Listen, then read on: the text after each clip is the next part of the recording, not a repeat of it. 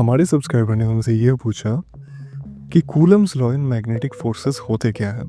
जैसे कि हमें पता है कि कूलम लॉ इलेक्ट्रिक फोर्सेस में या इलेक्ट्रोस्टैटिक्स में हमने यूज़ किया था, जहाँ पे हमें ये पता चलता है कि जो फोर्स है वो डायरेक्टली प्रोपोर्शनल है चार्जेस के प्रोडक्ट के, जबकि वो इन्वर्सली प्रोपोर्शनल है डिस्टेंस के स्क्वायर के।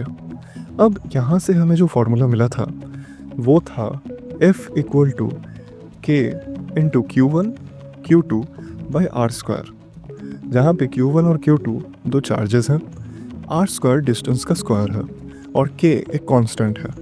K की वैल्यू बुक्स में 1/4 पाई एप्सिलॉन नॉट दी हुई है। अब यहाँ पे अगर हम जानें कि मैग्नेटिक फोर्सेस में कूलम्स लॉ का काम क्या है, तो हमें ये पता लगता है कि जैसे इलेक्ट्रोस्टैटिक्स में हमने ये देखा था कि लाइक चार्जेस रिपेल करते हैं एक दूसरे को और अनलाइक चार्जेस अट्रैक्ट करते हैं एक दूसरे को।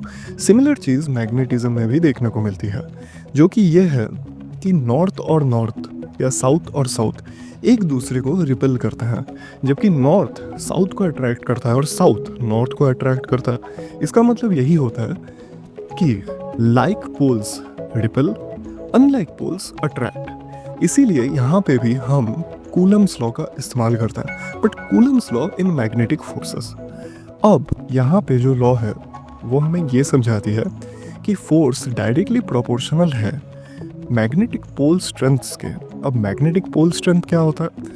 मैग्नेटिक पोल स्ट्रेंथ हमें ये समझाता है कि एक मैग्नेटिक पोल की कितनी ताकत है किसी चीज़ को अट्रैक्ट करने की या किसी भी चीज़ को रिपेल करने की।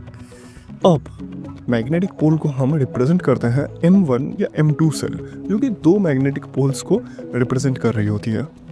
इसके फॉर्मूले को देख लेते हैं। इसका फॉर्मूला है F equal to mu naught by 4 pi into M1 M2 by r square. यहाँ पे mu naught permeability of free space को रिप्रेजेंट करती है।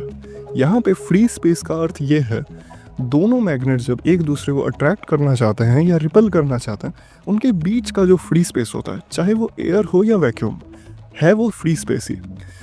सो तब हम यूज़ करते हैं म्यू नॉट बाई 4 पाई का, क्योंकि वो परमेबिलिटी ऑफ फ्री स्पेस है। इस बात को ध्यान रखें। अब यहाँ पे हमने टोटल ओवरव्यू देखा इस टॉपिक का।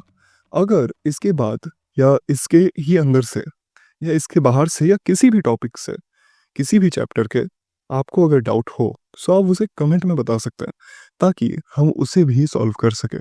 Thank you and have a nice day.